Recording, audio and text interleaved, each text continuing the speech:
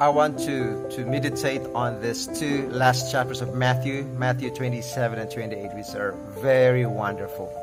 Well, you can listen to this video or audio the whole day and meditate on the lessons and the principles, how we can apply today. So what does God want you today, applying the lessons and principles of Matthew 27 and 28? Let's see there. Chapter 27. Judas hangs himself. Very early in the morning, the leading priests and the elders met again to lay plans for putting Jesus to death. Then they bound him, led him away, and took him to Pilate, the Roman governor. When Judas, who had betrayed him, realized that Jesus had been condemned to die, he was filled with remorse. So he took the 30 pieces of silver back to the leading priests and the elders. "I have sinned," he declared, "for I have betrayed an innocent man."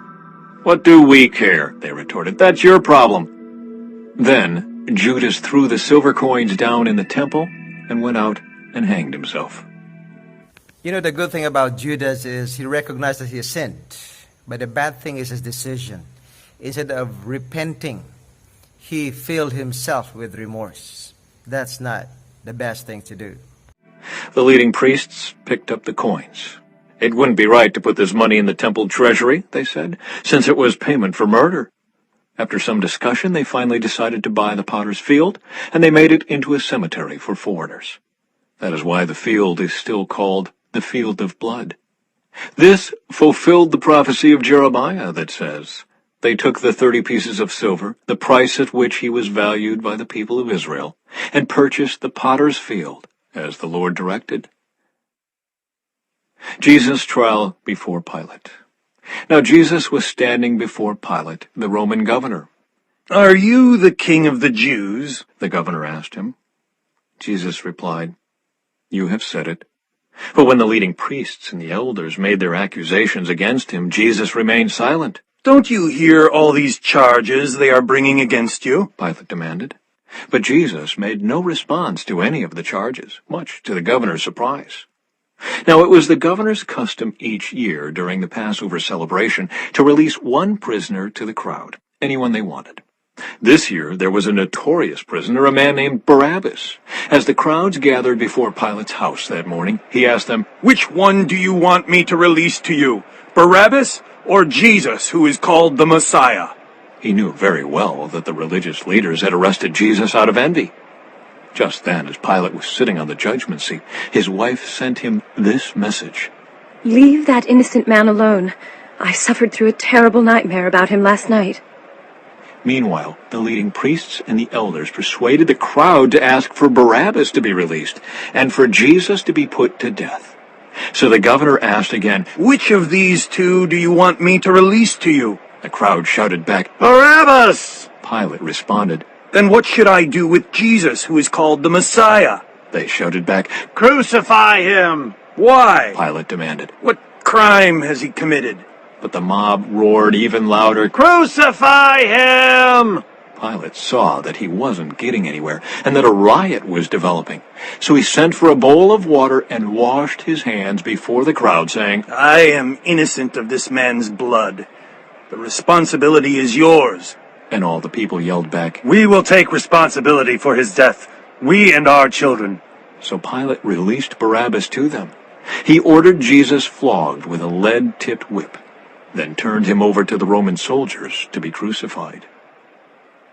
You know, the sad thing about Jesus' disciples is they crucified Jesus, favored those criminals instead of him.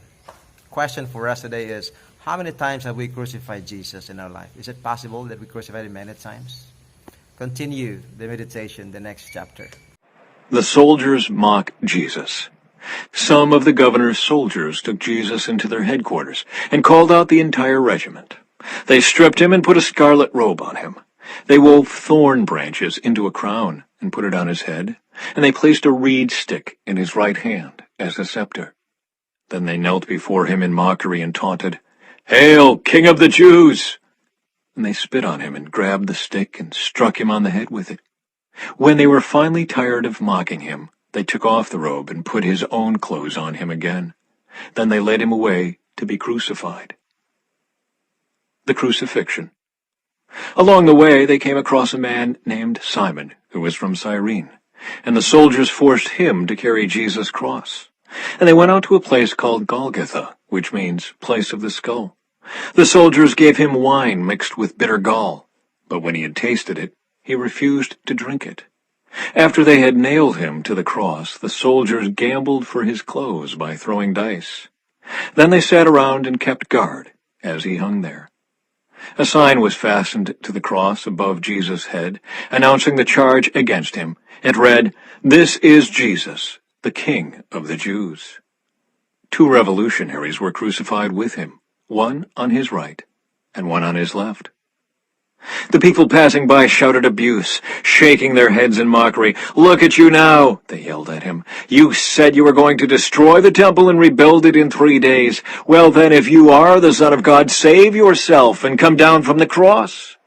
The leading priests, the teachers of religious law, and the elders also mocked Jesus. He saved others, They scoffed. but he can't save himself. So he is the King of Israel, is he? Let him come down from the cross right now, and we will believe in him. He trusted God, so let God rescue him now if he wants him. For he said, "I am the Son of God." Even the revolutionaries who were crucified with him ridiculed him in the same way. The death of Jesus. At noon, darkness fell across the whole land until 3 o'clock. At about 3 o'clock, Jesus called out with a loud voice, "Eli, Eli, lama sabachthani," which means, my God, why have you abandoned me?" Some of the bystanders misunderstood and thought he was calling for the prophet Elijah. One of them ran and filled a sponge with sour wine, holding it up to him on a reed stick so he could drink. But the rest said, "Wait, let's see whether Elijah comes to save him." Then Jesus shouted out again, and he released his spirit. At that moment, the curtain in the sanctuary of the temple was torn in two from top to bottom.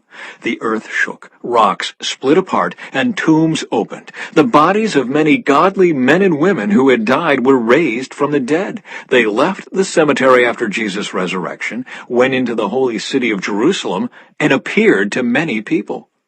The Roman officer and the other soldiers at the crucifixion were terrified by the earthquake and all that had happened. They said, "This man truly was the Son of God." Here's a big warning for Jesus' disciples. If we do not accept him and believe him, the Gentiles will believe him and will accept his message, like the Roman soldiers.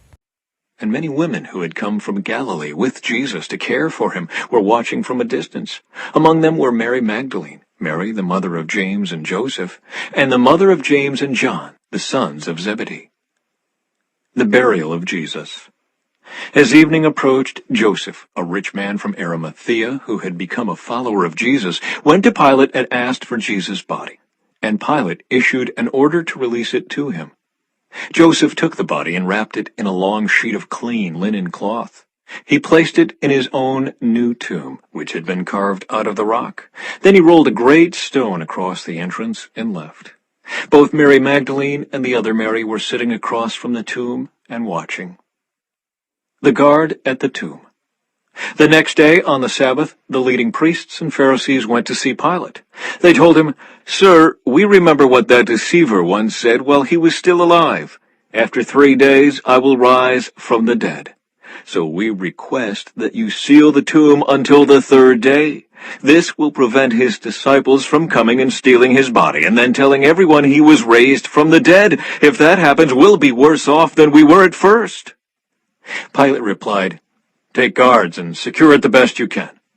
So they sealed the tomb and posted guards to protect it.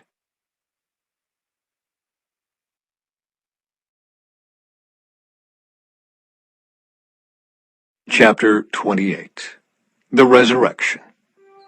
Early on Sunday morning, as the new day was dawning, Mary Magdalene and the other Mary went out to visit the tomb.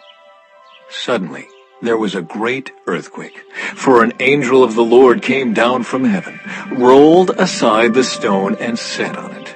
His face shone like lightning, and his clothing was as white as snow. The guards shook with fear when they saw him, and they fell into a dead faint.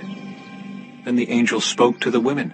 "Don't be afraid," He said, "I know you are looking for Jesus, who was crucified. He isn't here. He is risen from the dead, just as he said would happen. Come, see where his body was lying? And now, go quickly and tell his disciples that he has risen from the dead, and he is going ahead of you to Galilee. You will see him there. Remember what I have told you." The women ran quickly from the tomb. They were very frightened, but also filled with great joy, and they rushed to give the disciples the angel's message. And as they went, Jesus met them and greeted them. And they ran to him, grasped his feet, and worshipped him. Then Jesus said to them, "Don't be afraid. Go tell my brothers to leave for Galilee, and they will see me there." The report of the guard. As the women were on their way, some of the guards went into the city and told the leading priests what had happened. A meeting with the elders was called, and they decided to give the soldiers a large bribe. They told the soldiers, You must say Jesus' disciples came during the night while we were sleeping, and they stole his body. If the governor hears about it, we'll stand up for you so you won't get in trouble." So the guards accepted the bribe and said what they were told to say. Their story spread widely among the Jews, and they still tell it today. The Great Commission. Then the 11 disciples left for Galilee, going to the mountain where Jesus had told them to go. When they saw him, they worshipped him, but some of them doubted. Jesus came and told his disciples, "I have been given all authority in heaven and on earth. Therefore go and make disciples of all the nations, baptizing them in the name of the Father and the Son and the Holy Spirit.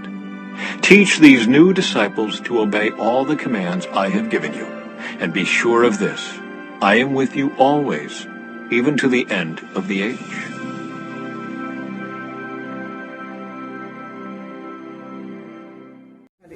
The last chapter of Matthew 28 is about discipleship. The original language says, not that you go, it means as you go, having gone literally. Make disciples of all nations. It means having gone as you go by ISB. Translates that as you go in your daily occupation, it is there that you make disciples. In other words, everyone is a minister. Everyone is a servant of God. And that is not just given to the 12 disciples, but to all of us. And the good promise is at the last part of the of the verse, "And I will go with you even until the end of the age." It's a wonderful chapter, right? I want you to meditate on it the whole day. It's a wonderful chapter. God bless you. Let us make disciples.